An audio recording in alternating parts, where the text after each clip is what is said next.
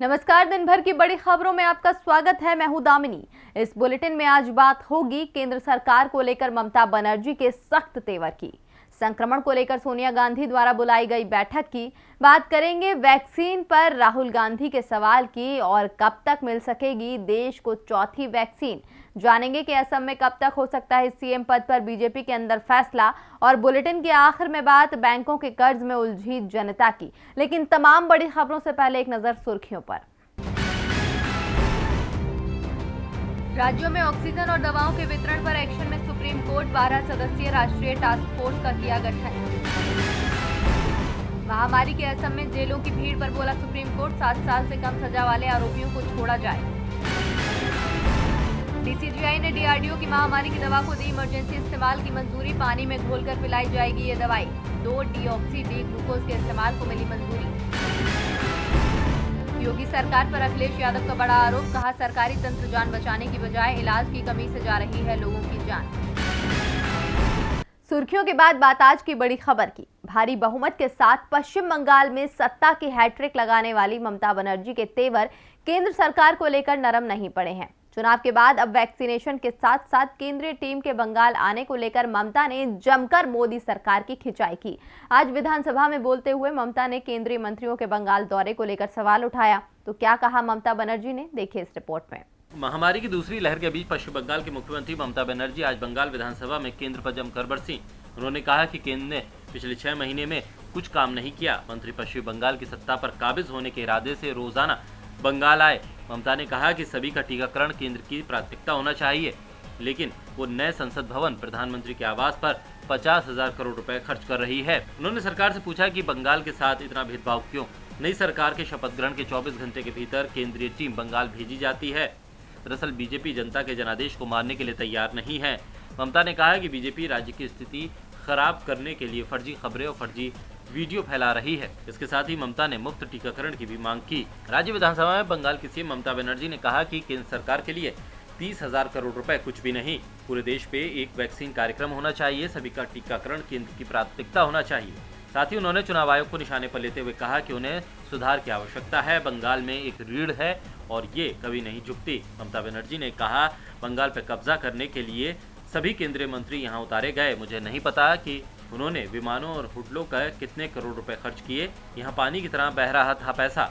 युवा पीढ़ी ने हमें वोट दिया, ये हमारे लिए नई सुबह है। टीएमसी को जनादेश के साथ सत्ता में वापस चुना गया है। ये एक चमत्कार और ऐतिहासिक है। इसकी वजह बंगाल की जनता और महिलाएं हैं। विधानसभा चुनावों के बाद से ही विपक्ष के तेवर मोदी सरकार को लेकर सख्त हो गए हैं।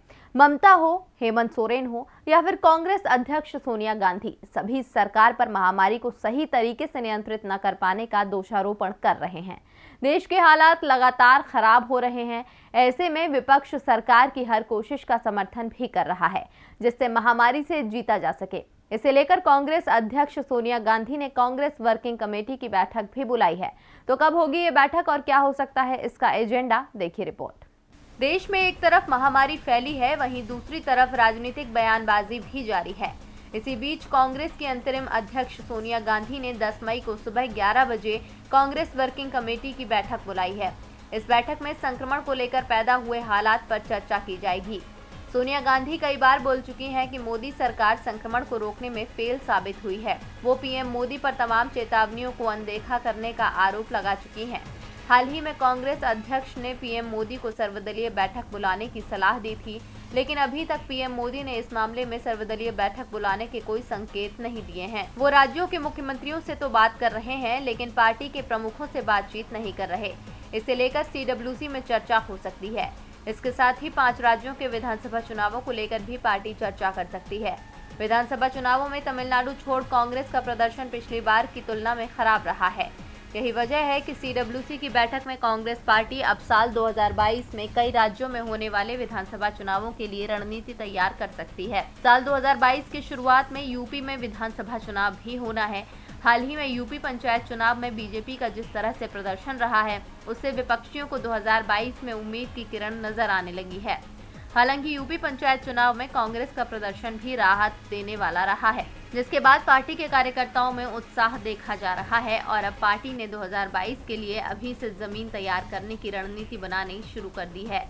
यूपी के लिए सीडब्ल्यूसी की बैठक में कोई मास्टर प्लान तैयार किया जा सकता है। सीडब्ल्यूसी की बैठक में विधानसभा चुनावों के साथ ही महामारी से निजात पाने के उपायों पर भी चर्चा होगी। कांग्रेस लगातार केंद्र सरकार को महामारी से निपटने के लिए सुझाव दे रही है। अब तक सरकार ने कांग्रेस के सुझावों पर सकारात्मक जवाब नहीं दिया है। इस बीच कांग्रेस सांसद राहुल गांधी ने केंद्र की वैक्सीन नीति पर सवाल खड़े कर दिए हैं। राहुल ने कहा कि महामारी से लोग परेशान हैं, जबकि सरकार इसे अवसर की तरह ले रही है। वैक्सीन के सहारे सरकार अपना खजाना भरने में जुटी है, तो क्यों राहुल ने केंद्र सरकार पर वैक्सीन को लेकर लगाए इल्जाम? देखिए रिपोर्ट। महामारी के बढ़ते प्रकोप के बीच हर तरफ हाहाकार है, तो वहीं विशेषज्ञ अब तीसरी लहर के बारे में चेता रहे हैं। लेकिन मोदी सरकार है कि चेतने को तैयार ही नहीं है। मोदी सरकार महामारी से बचाव के लिए लगने वाली वैक्सीन सब तक कैसे पहुंचे, कैसे जल्द से जल्द वैक्सीनेशन पूरा हो, इस ओर ध्यान न देकर कमी करने में जुटी है। दरअसल सरकार ने विदेशों से आने वाली वैक्सीन पर तो जीएसटी हटा दी है, लेकिन देश के अंदर ही वैक्सीन की खरीद पर अब भी जीएसटी ली जा रही है। केंद्र सरकार की तरफ से वैक्सीन पर 5% जीएसटी लिया जा रहा है। सीरम इंस्टीट्यूट कोविशील्ड की एक डोज राज्यों को 300 रुपए और भारत बायोटेक को वैक्सीन को एक डोज 400 रुपए में दे रही है। इसके ऊपर 5% जीएसटी अलग से लग रहा है। इसके बाद राज्यों को कोविशील्ड की एक डोज 315 रुपए और कोवैक्सीन की एक डोज 420 रुपए में पड़ रही है। इससे राज्यों पर अतिरिक्त खर्चा बढ़ रहा है। इसीलिए कई राज्य वैक्सीन पर लगने वाले जीएसटी में छूट की मांग कर रहे हैं। वहीं केंद्र सरकार को दोनों ही वैक्सीन का एक डोज 150 रुपए में मिल रहा है। ओडिशा के मुख्यमंत्री नवीन पटनायक ने वित्त मंत्री निर्मला सीतारमण को चिट्ठी लिखकर वैक्सीन की खरीद पर लगने वाले जीएसटी को माफ करने की मांग की थी। शनिवार को कांग्रेस सांसद राहुल गांधी ने भी वैक्सीन पर टैक्स वसूलने पर प्रधानमंत्री मोदी पर सीधा निशाना साधा है। राहुल ने ट्वीट करके कहा कि जनता के प्राण जाए पर पीएम की टैक्स वसूली न जाए, #GST। भारत में इस वक्त 3 वैक्सीन के इस्तेमाल को मंजूरी मिली है, कोविशील्ड, कोवैक्सीन, स्पुतनिक वी। हालांकि अभी तक स्पुतनिक वी की कीमतें तय नहीं हुई हैं। राहुल गांधी की मांग है कि वैक्सीन के दामों में जीएसटी हटा ली जाए, क्योंकि इससे राज्यों को ज्यादा कीमत चुकानी पड़ रही है। राज्य पहले ही महामारी के चलते आर्थिक रूप से मुश्किल में है। सरकार जीएसटी हटाए तो उन्हें कुछ राहत मिले। अब राज्यों को कब राहत मिले, ये फैसला केंद्र को लेना है। लेकिन इस समय महामारी के नए स्ट्रेन पूरे देश के लिए परेशानी बढ़ा रहे हैं। इसके लिए लगातार नई वैक्सीन भी तैयार हो रही हैं। भारत में 3 वैक्सीनों के इस्तेमाल की तो मंजूरी मिल चुकी है और अब जल्दी ही चौथी वैक्सीन को भी मंजूरी मिलने वाली है। और ये चौथी वैक्सीन पूरी तरह से मेड इन इंडिया होगी। तो किस कंपनी की वैक्सीन को मिल सकती है मंजूरी? देखिए रिपोर्ट। महामारी के एकमात्र उपाय वैक्सीन को लेकर पूरी दुनिया में मारामारी मची है, जहां भारत में 3 टीकों को मंजूरी मिल चुकी है और चौथे टीकों को मंजूरी देने की तैयारी है। जी हां, भारत को महामारी के खिलाफ चौथा उपाय मिलने की संभावना प्रबल हो गई है। अहमदाबाद स्थित दवा कंपनी जायडस कैडिला इस महीने भारत में अपनी वैक्सीन ज़ाइकोवी-डी के उपयोग के लिए मंजूरी पाने के लिए आवेदन दे सकती है। कंपनी को भरोसा है कि वैक्सीन को मई में ही मंजूरी मिल जाएगी। कंपनी प्रति महीने 1 करोड़ कोरोना वैक्सीन के उत्पादन का दावा कर रही है। अब ज़ाइकोवी-डी को अगर मंजूरी मिली तो भारत में महामारी टीकाकरण अभियान में इस्तेमाल होने वाला चौथा टीका होगा। मेड इन इंडिया कंपनी की योजना वैक्सीन के उत्पादन को प्रतिमाह 3 से 4 करोड़ खुराक तक बढ़ाने की है। इसके लिए 2 अन्य विनिर्माण कंपनियों के साथ पहले ही बातचीत हो चुकी है। डेवलपर्स के मुताबिक वैक्सीन को आदर्श रूप में 2 से 8 डिग्री सेल्सियस के बीच संग्रहित किया जाना चाहिए। ये 25 डिग्री सेल्सियस पर कमरे के तापमान की स्थिति में भी स्थिर रहता है। इसका डोज लगाना काफी आसान है और इंट्राडर्मल इंजेक्शन के माध्यम से इसे इंजेक्ट किया जा सकता है। यदि ज़ाइकोवी-डी के उपयोग को मंजूरी दी जाती है तो देश में टीकाकरण अभियान में आ रही कमी को दूर करने में मदद मिलेगी। आपको बता दें कि इससे पहले अप्रैल में जायडस कैडिला ने घोषणा की थी कि उसकी दवा वायरफिन को संक्रमण के हल्के मामलों के उपचार के लिए भारत के ड्रग कंट्रोलर जनरल से उपयोग की मंजूरी मिली है। डेवलपर्स ने ये उम्मीद भी जताई है कि मई के मध्य में हमारी वैक्सीन के प्रभावकारिता के आंकड़े दिखने को मिलेंगे। हम वैक्सीन की अच्छी मात्रा का उत्पादन करने की उम्मीद करते हैं। मई तक कंपनी वैक्सीन की सीमित उपयोग के बारे में नियामकों से बात करने की स्थिति में होगी। अब देखना होगा कि चौथी वैक्सीन आने के बाद देश को महामारी से कब तक आज़ादी मिलती है। दवा कंपनी जायडस की वैक्सीन को जल्दी मंजूरी मिल सकती है। कंपनी का दावा है कि वो जल्दी ही वैक्सीन के ट्रायल का डेटा सार्वजनिक करेंगी। ये देश के लिए राहत की बड़ी खबर हो सकती है। दूसरी बड़ी खबर असम बीजेपी को भी कल तक मिल सकती है। कल गुवाहाटी में बीजेपी विधायक दल की बैठक बुलाई गई है, जिसमें विधायक दल के नेता का चयन होगा और जिसे बीजेपी विधायक अपना नेता चुनेंगे वो ही असम का सीएम बनेगा। सीएम कौन हो, इसे लेकर आज दिल्ली में जेपी नड्डा की अध्यक्षता में बैठक भी हुई, जिसमें गृह मंत्री अमित शाह भी शामिल हुए। 4 घंटे की बैठक में कोई नतीजा नहीं निकल पाया है। इसके बाद विधायकों पर ही फैसला छोड़ दिया गया है।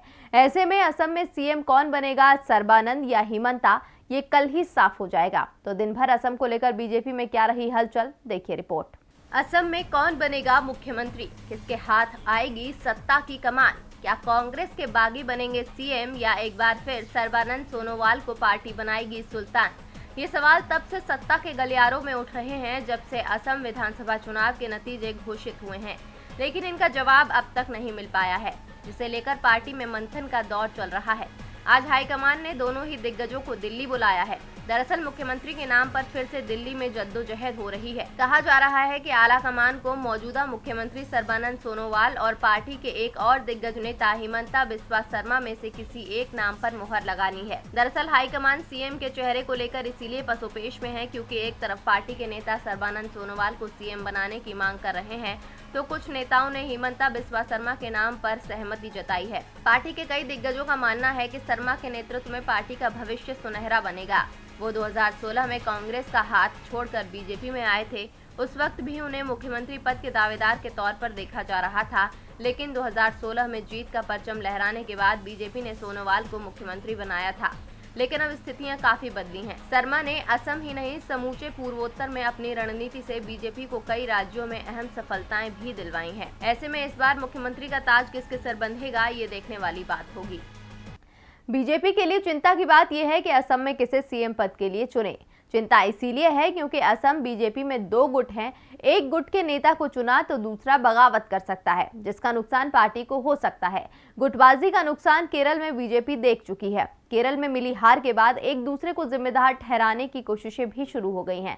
राज्य के नेता तो हार के लिए केंद्र की नीति को ही जिम्मेदार बताने लगे हैं। देखिए रिपोर्ट। केरल में इस साल हुए विधानसभा चुनाव में करारी हार के बाद भाजपा के अंदर खाने के नेताओं में ही विवाद शुरू हो गया है।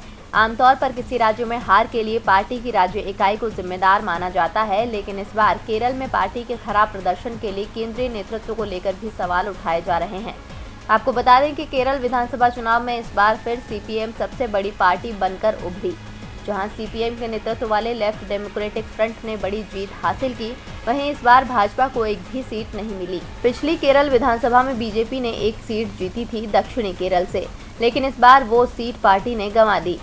चौंकाने वाली बात यह है कि पार्टी के मुख्यमंत्री उम्मीदवार मेट्रोमैन ई श्रीधरन और भाजपा प्रदेशाध्यक्ष के सुरेंद्रन दोनों सीटों से चुनाव हार गए। इसे लेकर अब पार्टी के स्थानीय नेता केंद्रीय नेतृत्व पर ही निशाना साध रहे हैं। केरल में पार्टी नेताओं का एक धड़ा संगठन के एक वरिष्ठ नेता के गलत फैसलों और खराब योजना को हार का जिम्मेदार ठहरा रहा है।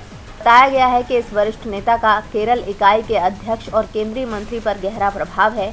इसी हफ्ते की शुरुआत में केरल में हार की समीक्षा के लिए जब भाजपा संगठन महासचिव बीएल संतोष ने जिलाध्यक्षों और अन्य नेताओं की बैठक बुलाई, तो इसमें काफी कम लोग हिस्सा लेने पहुंचे। खबर यह है कि इस मीटिंग में पार्टी के 50% स्थानीय नेता भी नहीं पहुंचे। इस बीच अब राज्य में पार्टी नेता केंद्रीय नेतृत्व की ओर से मीटिंग बुलाए जाने का इंतजार कर रहे हैं, ताकि वो राज्य में विधानसभा चुनाव में हार को लेकर अपनी शिकायत दर्ज करा सकें। और बुलेटिन की आखिर में बात बैंकों के कर्ज में उलझी जनता की। महामारी की दूसरी लहर ने देश को मुश्किल दौर में लाकर खड़ा कर दिया है। ना तो लोगों के पास नौकरियां हैं और ना ही पैसा। ऐसे में वो कर्ज भी नहीं चुका पा रहे हैं, जिसका हर्जाना बैंकों को उठाना पड़ रहा है। जी हां, अब की बार भी बैंकिंग सेक्टर को जबरदस्त नुकसान झेलना पड़ा है, क्योंकि कर्जदार पैसों की किल्लत की वजह से ईएमआई नहीं चुका पा रहे हैं। जब तक देश में मुसीबत आती है तब तक अर्थव्यवस्था बेपटरी हो जाती है। हालात इस कदर बिगड़ जाते हैं कि लोगों के पास कर्ज चुकाने के पैसे तो दूर, खाने के लिए भी मोहताज हो जाते हैं। इस बार भी देश ऐसी ही मुश्किल परिस्थितियों का सामना कर रहा है, जहां महामारी की दूसरी लहर ने अर्थव्यवस्था को गर्त में पहुंचा दिया है। इसका असर बैंकिंग क्षेत्र पर देखने को मिल रहा है। निजी और सरकारी बैंकों की आंतरिक रिपोर्ट के मुताबिक अप्रैल में उनके 22% खुदरा कर्ज धारकों ने ईएमआई का भुगतान नहीं किया। ग्राहक अगर 2 और किस्त और डिफॉल्ट करते हैं तो बड़ी मात्रा में कर्ज की राशि एनपीए में चली जाएगी। बैंकिंग नियमों के मुताबिक 90 दिनों तक ईएमआई न देने पर कर्ज को नॉन परफॉर्मिंग एसेट घोषित कर दिया जाता है। बैंकों की कर्ज वसूली पर इसलिए भी असर पड़ा है क्योंकि दूसरी लहर में कई बैंक कर्मचारी संक्रमित हुए हैं। साथ ही कई शहरों में पूर्णबंदी की वजह से लोन विभाग का काम ठप हो गया। बैंक अधिकारियों का कहना है कि इस समय अधिकतर बैंक 3.5 से 4% मार्जिन पर काम कर रहे हैं। ऐसे में 20 से 22% कर्ज डूबने से ब्याज तो जाएगा ही, मूलधन का भी नुकसान होगा और बैलेंस शीट बिगड़ जाएगी।